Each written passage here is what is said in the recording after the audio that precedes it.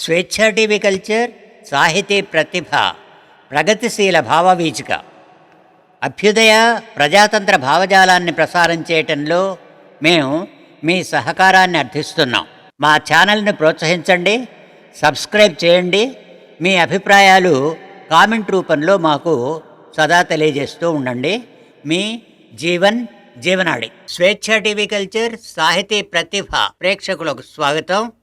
ప్రస్తుత కార్యక్రమం జీవనాడి 119లో రమేష్ కార్తీక్ నాయక్ రచించిన పురుడు అనే కథ ప్రసారం చేస్తున్నాం.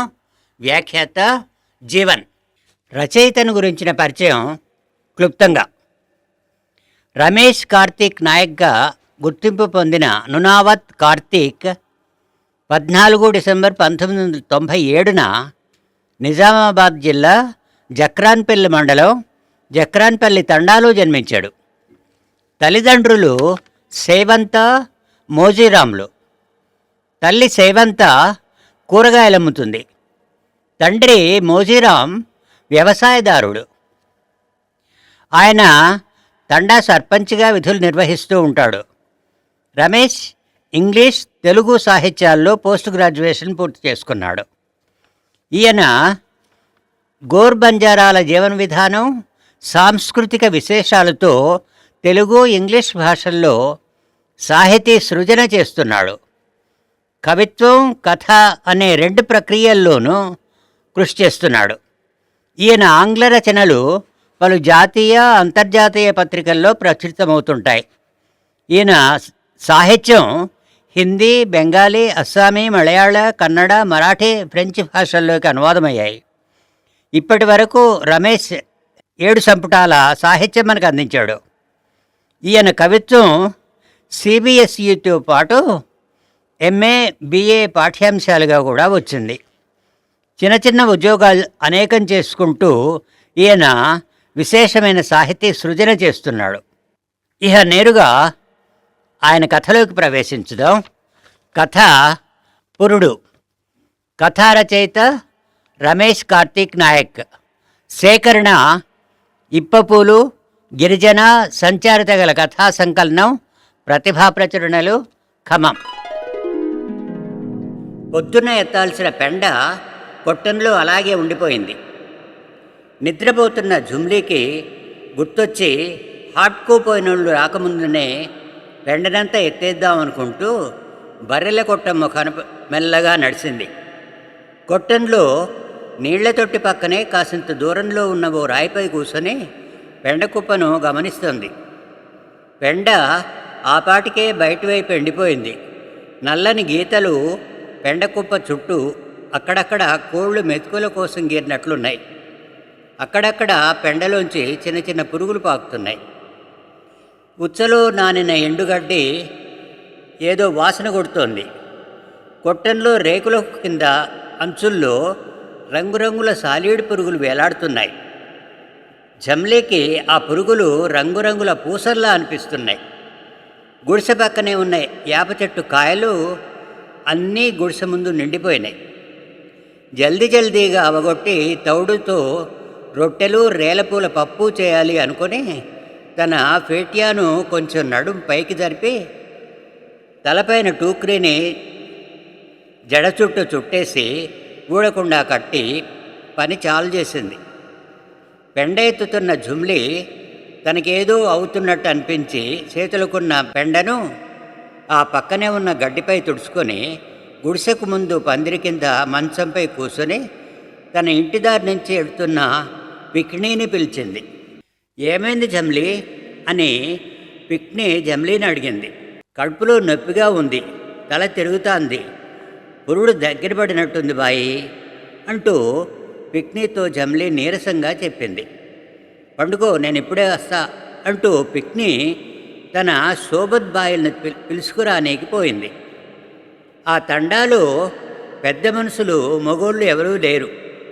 అందరూ హాక్కుపోయినరు. ఉన్న కొందరు బాయిలు పిక్ని పిలుపుకి పందిరి దగ్గరికి చేరుకున్నారు. జమ్లీ ఓ చేతిని తన పొట్టపై రాసుకుంటూ ఇంకో చేతిని మంచానికి ఒక పక్క నుంచి కిందికి ఎలాడదీసి ఏ బా ఏ యా ఏ బాయి ఏ మరి ఏ మన బచాడో అంటూ సన్నగా మూలుగుతూ ఉంది. పందిరి కింద నుంచి మంచాన్ని యాప చెట్టు కిందకి లేపుకొచ్చి పెట్టిండ్రు. మంచానికి చుట్టూ కూకున్నారు బాయిలు. నలుగురు మంచంపై పడుకొని ఉన్న జమ్లీకి రెండు పక్కలా కూర్చొని జమ్లీని ఓదారుస్తూ ఇగో అవుతుంది అగో అవుతుంది ఓపిక పట్టు అంటున్నారు. సూర్యుడు కొండల్లోకి దిగనీకి వెనక ముందు అవుతా ఉన్నాడు. గుండ్రంగా మర్రికాయలా మెరుస్తున్నాడు. సంతకి పోయినోళ్ళు ఆ పాటికే వస్తారు అని అందరూ అనుకున్నారు. కానీ ఎవరూ రాలే. అడవికి పోయిన బర్రెలు, ఆవులు, ఎడ్లు, గొర్రెలు, మేకలు తండా చేరుకున్నాయి.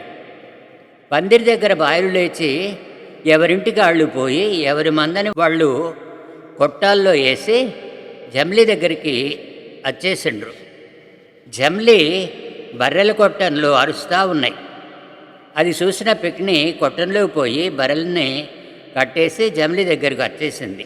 చీకటి ఆకాశంలో నుండి నల్ల చీమల్లా దిగుతూ ఉంది. నొప్పులు తట్టుకోలేక జమ్లీ ఏడుస్తా అంటే ఆమె నొప్పులు తగ్గించనీకి పావులోట సారా తెమ్మంది పిక్ని. గుంపులోని ఓ బాయి పోయి లోటాలో సారా తెచ్చి పిక్నీకి ఇచ్చింది. పిక్ని ఆ లోటా సారాను జమ్లీతో తాగించింది. కొంతసేపు ఆరాం చేసినా కడుపులో నొప్పి ఆమెను సతాయించుడు మళ్ళీ సులువు చేసింది. ఆమె వయసు 16 సంవత్సరాలు. ఆమె పెయ్యి కంటే ఆమె కడుపే మస్తు పెద్దగా ఉంటుంది. కవలలయ్యి ఉంటారని అందరూ అనుకున్నారు. ఆమె నొప్పి తట్టుకోలేక అరిచే అరుపులకి చుట్టూ ఉన్న బాయిలు ఏడ్చుడు సులువు చేశారు. కింద కూసున్న గుంపులోంచి ఒక బాయి లేచి అందరి దగ్గర నుండి మూడు ఎంట్రుకలు తీసుకొని ఒక దగ్గర తాయెత్తులా పేని జమ్లీ ఎడమకాలికి కట్టి తల దగ్గర కూర్చొని నీకు మంచి బిడ్డ పుడతాడు. నీకు తెలుసో లేదో పూర్వం మన పురుడు ఎట్లా అయ్యేదో నేను నీకిప్పుడు చెప్తా ఇను. నేను చిన్నగున్నప్పుడు నా కళ్ళతో చూసిన అంటూ హింగ్లా కథ చెప్పుడు షురువు చేసింది. జమ్లీ కాసేపు నొప్పులతో బాధపడినా ఆ తర్వాత కథ వినటంలో మునిగిపోయింది. జమ్లీతో పాటు అందరూ విననీకి సిద్ధమైనారు. హింగ్లా ఎర్రగా తేనె కనుగుడ్లతో బంగారం లెక్క మెరిసే జుట్టుతో బొమ్మలా ఉండేది. 3 సార్లు ఆమె కడుపులో పిండం కరిగిపోయింది. 1వ పాలి ఆమె ఇప్పపూలను ఎర్రనీకిపోయినప్పుడు నెమలిగుడ్లను చూసుకోకుండా వాటిపై కాలు పెట్టిందట. అవి పలిగిపోయినాయి. 2వ పాలి తను కడుపుతో ఉన్నప్పుడు హింగ్లా మొగుడు ఓ కుందేలును ఏటాడుకొని తెచ్చినాడట. దాన్ని కూర వండనీకి కోస్తే ఆ కుందేలు కడుపులో 10 కుందేలు పిల్లలు ఉన్నాయట. వాటిని తీసి పాడేసి కూర వండినాడట. 3వ పారి కడుపులో ఉన్నప్పుడు ఇంట్లోకి ఓ ఉడుము వచ్చినాదట. మన సాంప్రదాయం ప్రకారం ఇంట్లోకి వచ్చిన ఉడుమిని పట్టి దాని కాళ్లను తోకతో కట్టి ఓ కుండలో పెట్టి కుండమూతిని తెల్లని లేదా ఎర్రని బట్టతో కట్టి ఇంటి గడపకు ముందు 2 అడుగులు తవ్వి పాతిపెట్టాలి. రోజు దాన్ని తొక్కుకుంటూ పోతే మన ఇంట్లో దరిద్రమంతా పోతుందని నమ్మకం. కానీ హింగ్లా మాత్రం ఉడుము మాంసం తినాలని ఉంది అంటూ దాన్ని వండించుకొని తిన్నదట.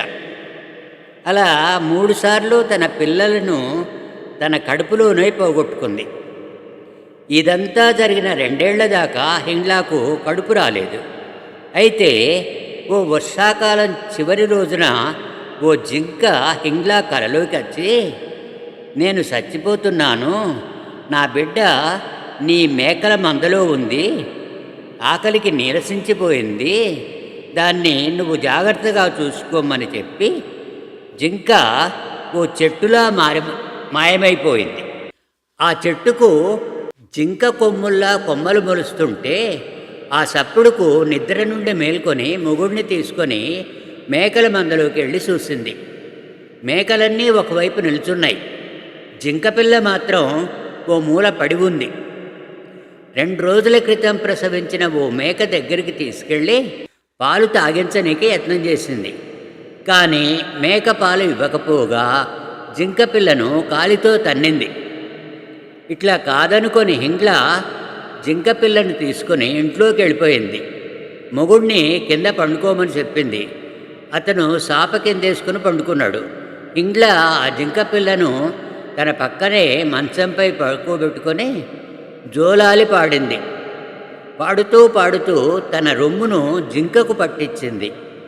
జింక రాత్రంతా పాలు తాగుతానే ఉంది. హింగ్ల పండుకుంది. తెల్లారింది. పొద్దున నిద్రలేచి చూస్తే తన 2 రొమ్ముల నుండి లేత పసుపు రంగులో పాలు కారుతా ఉన్నాయి. పక్కన జింక లేదు. జింక గురించి మొగుడిని అడిగింది. కల ఏమైనా కన్నావా అంటూ హింగ్లాతో అన్నాడు.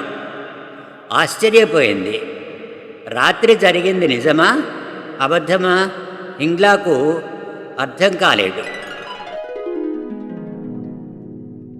కాసేపు చుట్టూ ఎతికింది. తనకు దోస్తు అయిన ఓ బాయిని జింక గురించి అడిగింది. అప్పుడు ఆమె, నిన్న రాత్రి మూత్రం వస్తుందని నిద్రలేచి ఇంటి బయటికి వచ్చిన అప్పుడు ఓ నక్క తండాలో తిరగటం చూసిన అని ఆ బాయి హింగ్లాతో చెప్పింది. అయ్యో, పిల్ల జింక నక్కకు బలైపోయిందేమో అని కొన్ని రోజులు బాధపడింది. తర్వాత నెలకే హింగ్లాకు కడుపు వచ్చింది. ఈసారి కూడా ముందులాగే అవుతుందేమో అని అందరూ అనుకున్నారు. కానీ అలా ఏమీ కాలేదు. 7 నెలలకే పురిటి నొప్పులు మొదలైనాయి. 2 రోజులు ఎదురు చూసిండ్రు. బాయి సలహా మేరకు మన సాంప్రదాయ పద్ధతిలో పురుడు పోయాలని అనుకున్నారు. పొయ్యి వెలిగించి ఉడుకుతున్న నీళ్లలో గోనె సంచుల్ని నానబెట్టిర్రు. ఓ ఎడ్ల బండిని తెచ్చి దానిపైన వేడి నీళ్లలో నానబెట్టిన గోనె సంచుల్ని పెట్టి దానిపై హింగ్లాన్ని పండుకోబెట్టిండ్రు. తండాలో కొందరు డప్పు, ఇనుప పళ్ళెం తీసుకొని భయంకరమైన శబ్దాలను చేయటం సురువు చేసిండ్రు. 2 పెద్ద మనుషులు ఎడ్లబండి కాడెను లేపి తమ చేతులతో పట్టుకొని ఎత్తుపల్లాలు, రాళ్ళు ఉన్న దారి గుండా వేగంగా పరిగెత్తుతున్నారు. తండాలోని వారందరూ బండి వెనకే ఉరుకుతున్నారు. మొత్తం మీద చాలాసేపటికి ప్రసవం జరిగింది. శిశువు ఏడుపు విని బండిలోని వేగాన్ని తగ్గించి బండిని తండా వైపు తీసుకుపోయారు. మా అమ్మ నన్ను అది చూడొద్దన్నా చూసినా నేనైతే ఆ శిశువు బండి ఎదురు బొంగుల సందులోంచి ఎక్కడ జారిపోతుందో అనుకున్నా. కానీ ఏం కాలేదు. ఆ తరువాత మా వాళ్ళు అక్కడి నుండి ఆవుల మందలను అమ్మనీకి వేరే ప్రాంతానికి వలస చాలు చేసిండ్రు. ఆ వలసలో నేను ఎడ్ల బండి దిగనేలేదు. అలా ఇటుగా మన తండాను దాటిపోతుంటే వలస ఎడుతూ వయస్సుకు వచ్చిన ఆడబిడ్డను ఇట్లా అడవుల వెంట తిప్పటం మంచిది కాదని ఈ తండాలో నాకు పెళ్లి చేసి వెళ్ళిపోయిండ్రు. కథ ఖతమైంది. కథ చెప్పిన బాయి జమ్లీ తల నిమురుతూ ఉంది. జమ్లీ ఆ కథ నుండి బయటపడలేదు. ఇంకా దాని గురించిన దృశ్యాలు ఆమె తలలో కదులుతూ ఉన్నాయి. తను ఆ ఎడ్లబండి పద్ధతి ద్వారా పుట్టిందని తన దాది చెప్తే అది ఓ కట్టుకథ అంటూ కొట్టిపారేసింది జమ్లీ. కానీ ఇప్పుడు ఆమెకు నమ్మకం కలిగింది. తను కథ వింటూనే బిడ్డకు జన్మనిచ్చేసింది. జమ్లీ మొదట పిక్నీని పిలిచి సాయం అడిగింది కాబట్టి పిక్నీ శిశువు బొడ్డు పేగుని మట్టి రంగు చెకుపుకి రాయితో కత్తిరించి తన తలపై నుండి కప్పుకున్న టుక్రీని తీసి బిడ్డను తుడిసి ఆ టూక్రీతో అతని పెయ్యి చుట్టూ చుట్టింది. చీకటైపోయింది. చుట్టూ వాతావరణం కీచురాళ్ల చప్పుళ్లతో నిండిపోయింది. ఒక్కొక్కరుగా అందరూ తమ తమ ఇళ్లకు చేరుకున్నారు. పికిణీ మాత్రం ఆ రోజు రాత్రి జమ్లీకి తోడుగా వాళ్ల గుడిసెలోనే ఉండిపోయింది.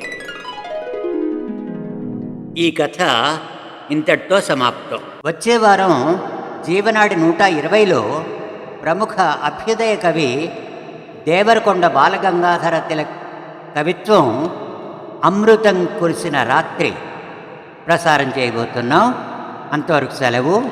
మీ జీవన్.